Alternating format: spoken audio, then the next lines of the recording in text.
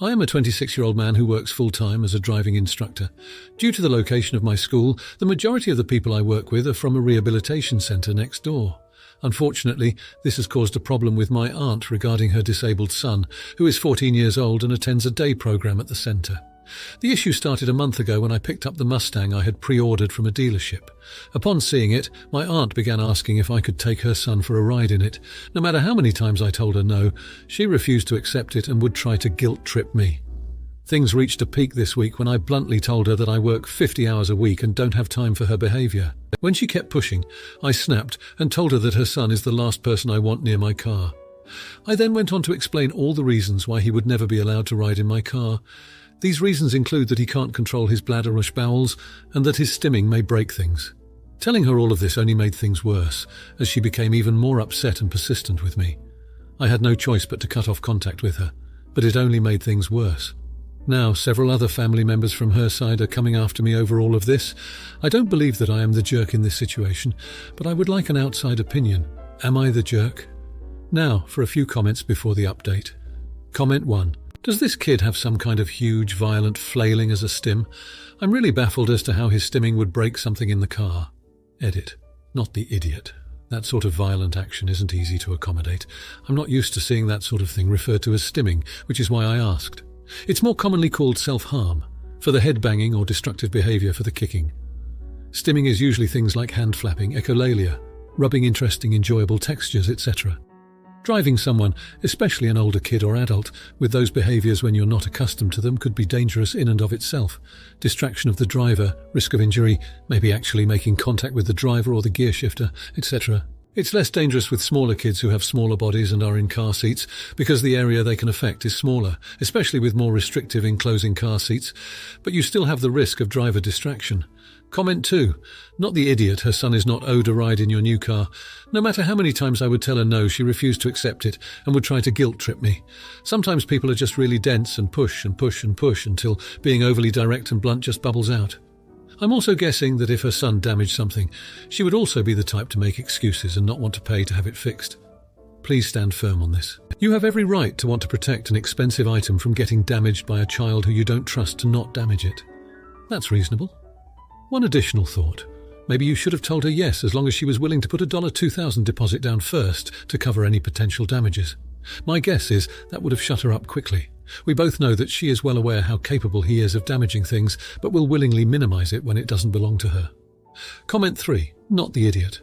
If he can't control his bladder bowels and he makes uncontrollable sudden movements, I can't imagine a sports car is comfortable for him to be in either. And you shouldn't have to accept the risk of piss and shoot in your car.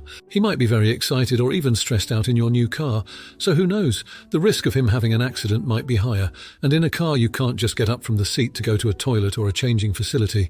You might be miles away from a place where he could get changed. Not the idiot. Unfortunately, an expensive sports car is not a suitable environment for your cousin. Now for the update. So just when I thought things couldn't possibly get any worse, they did. The proverbial crap hit the fan in a way that I could never have predicted. About a week after I cut ties with my aunt, I received a notice from her attorney. She was looking to sue me for discrimination against a disabled child, stating that my refusal to let her son in my car was against the law. I tried explaining that it was my personal car and not part of the driving school, but her lawyer insisted that we go to court.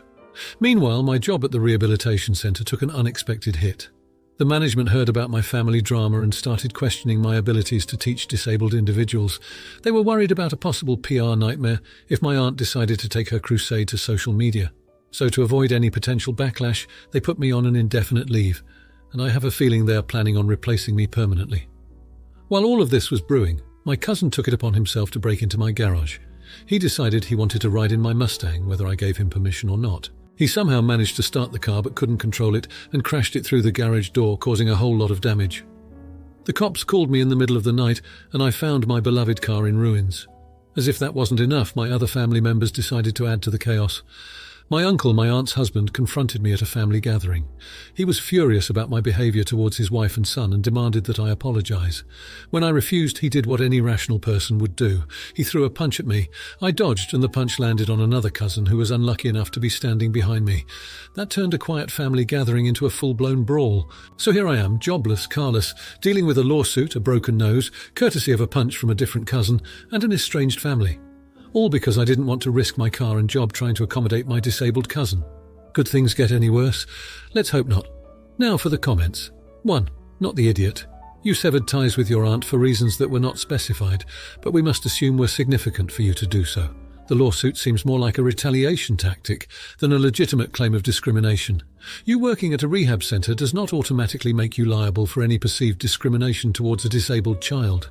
As for your cousin, he's the one who should be held accountable for breaking into your garage and wrecking your car, not you. 2. Everyone sucks here. While your aunt and cousin definitely crossed several lines, you could have handled the situation more maturely. The physical altercation with your uncle only escalated the situation and reflects badly on you. You could have tried to explain your side of the story calmly, or even removed yourself from the situation entirely to avoid any further conflict. 3. You're the idiot in the situation with your uncle. It was a family gathering, and regardless of the tension, resorting to physical violence is never the answer. You should have taken the high road, kept your calm and avoided the confrontation. However, you're not the jerk for losing your job due to a baseless lawsuit or for your cousin's reckless actions. This seems like a messy family situation, but you should strive to maintain your dignity and handle things in a more composed fashion. Now, for the next story. Last weekend, one of my friends organised a group of people to go do fall things. We rented a van and went to a few breweries/wineries. When we got back, we stopped at a pub to hang a bit before going home. There were about 12 of us, so they seated us at a table. People ordered food and drinks. When the check came, one of the guys quickly gave his card, and after signing, looked around and said, "Okay, everyone, Venmo me $45. This threw me off because many people had ordered meals, sides, drinks and shots. I had ordered a Diet Coke. I had to drive 1.5 hours home and shared an appetizer with my husband. I asked if we could each Venmo him for what we ordered, and he seemed annoyed. He sent everyone a pic of the receipt and had everyone Venmo him for what they got.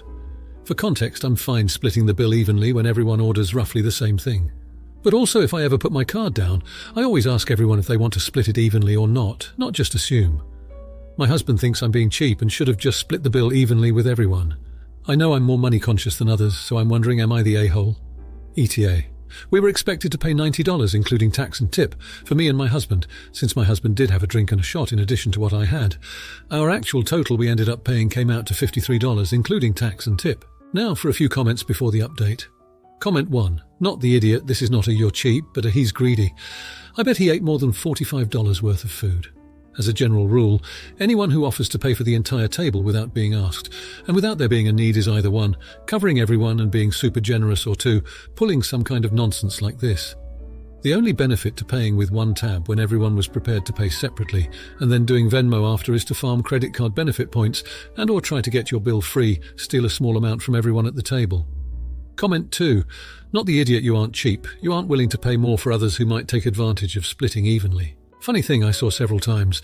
Those who want to split evenly are usually those who get the most drinks and or our most expensive food. That way they can save some bucks, and others don't want to speak up because they will be called cheap from exactly those persons. Comment 3. Not the idiot can't freaking stand people who do this. The guy orders half his body weight in food and alcohol and then gets to look all magnanimous by putting the bill on his Credit One card, even though he's basically using his friends as coupons. Now for the update. So, it has been a month since the brewery and winery tour. Unfortunately, things with our group of friends have taken a turn for the worse. Ever since the incident at the pub, there's been a noticeable tension and a sense of unease whenever we've seen each other. We all met up again for a small gathering a couple of weeks ago, and it was painfully awkward. The friend who'd paid the bill at the pub was quite cool and distant to both me and my husband. His frosty demeanour set a chill in the air that everyone could feel. We tried to lighten the mood and gloss over the tension, but it was clear that the pub incident still lingered on in everyone's minds. My husband tried to talk to him about it privately, but he brushed it off, saying it was no big deal, while his eyes told a different story. We thought time might heal the wound, but our once regular lively conversations have dwindled. Our group chats, which were once active all day with light-hearted banter and memes, have become eerily quiet. In an attempt to make amends, we decided to host a dinner at our house last week. We made sure to keep it casual, and everyone ordered what they wanted. We picked up the tab without any discussion about splitting the bill. Despite our efforts, the friend who'd paid at the pub ended up leaving early, and a couple of our other friends followed suit. The evening, intended to be a bridge to mend our friendship, ended up being another reminder of the growing rift. My husband, who initially thought we should have just split the bill, now regrets the whole debacle. We've both concluded that our stance on the bill, whether right or wrong, was not worth the strain it has put on our friendships. In retrospect, we would have gladly paid the extra $37 to avoid this fallout. It's heartbreaking to see friendships that have weathered much tougher storms shaken over something so trivial. It's a sad reminder that sometimes pride and principle can cost you more than money. Currently, we're in a weird limbo. No one has explicitly addressed the issue, but it's there like an elephant in the room. We're not sure how things will pan out from here. We hope our friendships are stronger than this incident and that eventually we can return to the camaraderie we once had. But right now, it feels like we're walking on eggshells around each other, and the uncertainty of it all is quite disheartening. Now, for the comments. 1. Not the idiot. Paying the bill was a generous gesture, and it's understandable that you may have felt taken advantage of if your friends didn't show any gratitude. It's also natural that you would pull away after feeling unappreciated. That said, communication is key in any relationship. If you felt your friends were being unfair, it would have been better to voice your feelings rather than become distant. 2. You're the idiot. A brewery and winery tour sounds like a relaxed, fun outing. Even though you paid the bill, it doesn't give you the right to hold it over your friends' heads. You should have communicated your expectations about them contributing to the bill beforehand. Now your friends are probably confused and hurt by your sudden coldness. 3. Everyone sucks here. You're allowed to feel hurt if you felt your friends took advantage of your generosity. But the silent treatment never solves anything. On the other hand, your friends should have offered to chip in, or at least thanked you for covering the bill. Regardless, the breakdown in communication is the root of this issue. Everyone needs to sit down and talk things out. Now for the next story. Last year, my husband H and I met my parents, aunt and uncle for Thanksgiving. They had been vacationing together a few days prior. As we were leaving, my aunt, who was visibly upset, pulled me aside. "I need to talk to you. Can you call me in a few days?" I asked if she was okay. She said, "Yes, I just need to ask you something, but not now." When I called to ask what was going on, my aunt said, "I heard something that seems very out of character for you, and I want to see if it's true." Evidently, a few days before Thanksgiving, my parents told her an untrue story about how my current husband and I met. To note, I was separated at the time from my now ex-husband when we met. She explained, according to my parents, "I met H while online soliciting for a proposed threesome with my ex-husband as a last-ditch effort to salvage my then failing marriage. However, during this tryst, H and I supposedly realised we had a connection, which led us to be together, while choosing to dissolve my previous marriage." My parents shared more gross details, but I'll spare you. I was shocked as none of this was true. We met at work through mutual friends, and our romantic relationship developed slowly over a period of time. I had repeatedly told my parents how we met, and even introduced our mutual friends to my parents at our wedding as the ones who got us together. So I FaceTime my parents and ask them why they're lying about us behind our backs. They look me dead in the eyes and say, "Because that's what you told us." Excuse me! When I refuted this, my dad proceeds to get angry at me, saying that I must have amnesia, as my mum stormed off, refusing to discuss the issue. The rest of the call is me sitting in silence while he attempted to gaslight me. I'm dumbfounded. A few days later, I get a call from my cousin. She explains that my dad had told her husband the same story, almost 8 years ago, which they had believed until now. My cousin apologised for not saying anything sooner, but the story made them so uncomfortable they didn't know what to do. H and I wrote my parents an email explaining what we had discovered and asked them some simple questions like, "Why did you make this up? Who else have you told?" etc. We've been emailing back and forth for almost a year and gotten nowhere. Their story keeps changing, the blame keeps shifting, and they have continuously tried to diminish the seriousness of this issue, even saying, "No one thinks any less of you because of it." What? It never happened. Period. The only apology we've gotten is, "We're sorry for upsetting you." You mean you're not sorry for lying about your daughter for 10 years? Most recently, they have almost demanded that we forgive them and move on. Since we haven't forgiven them yet, we're responsible for my mother crying all the time and essentially breaking the family apart. So, am I the idiot for wanting to continue to avoid my parents even though I'm tearing the family apart? Now, for a few comments before the update. Comment 1. What the? I want so badly to believe this is fake, but unfortunately I do know people who would absolutely do this. Well, firstly, they made up the story and got themselves in this whack-ass dilemma, so the responsibility is on them for a start, and who in their right mind makes up stories about their kid soliciting three-ways? Even a grown-up kid. What does H think of all this? Is this on par with your parents' personalities? Can I ask what the hell again? Biggest mystery of all is, how can you possibly be the jerk here? Not the idiot op. I apologise for all the keyboard screaming, but this is just beyond weird or crazy. Comment 2. Not the idiot. I literally laughed out loud at "no one thinks any less of you because of it." About something that is made up, lol. It's so ridiculous that it's funny. Have they always been this way? I mean, making up stories for no reason, no accountability. Comment 3. Not the idiot, they never explained nor gave you an appropriate apology. But also, is it their first time? Did you notice something else that feels off? Because this lie seems to be a little too big and weird to be just a lie. Now for the update. So here's the latest. 2 weeks ago, my husband and I were invited to my cousin's wedding. You know, the kind where everyone you've ever met is there, including my parents. I was pretty nervous, what with the family drama still fresh and unsorted, but we decided to go, ready for any possible confrontations. Halfway through the reception, my father got up to give a speech. Now, I wasn't expecting this, as he wasn't the father of the bride or groom. He started talking about family unity and forgiveness, and I could sense where it was going. Then, in front of everyone, he recounted the false story of how my husband and I met, again. The room erupted in applause. My husband and I were mortified. I stood up, the room silent in anticipation. I corrected the story, mentioning that we met in college, not on a charity trip to Africa, as my father had been telling people for nearly a decade. The room was silent. My mother started crying, and my aunt, the same one who told me about the false story, looked furious. Not at me, but at my father. My dad just stared at me in shock. Turns out, my aunt had confronted my parents about the false story before the wedding. My parents, however, remained unapologetic, insisting that the Africa story was more interesting. My aunt was waiting for me to finally correct them, hence her anger directed at my father. Since then, the family divide has grown. My parents are furious that I humiliated them in public. But something unexpected happened. My aunt, uncle, and a few other family members rallied behind us, saying they've noticed inconsistencies in my parents' stories over the years. Those who believed my parents' version of events are now questioning other stories they've been told. Long story short, my husband and I are still avoiding my parents, but now it feels like we have a supportive faction within the family. It's wild how one lie can cause such an upheaval. I never expected my parents to be this manipulative. We're still figuring out how to navigate this, but at least we're not alone in it. Now, for the comments. 1. Not the idiot. It sounds like your dad did this with full knowledge that the story wasn't true. He tried to perpetuate a lie in front of everyone, and you simply corrected it.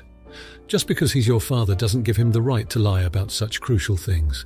It's a shame that this situation had to be aired out at a wedding, but it's important to keep the integrity of someone's story intact, especially on their wedding day. 2. Everyone sucks here.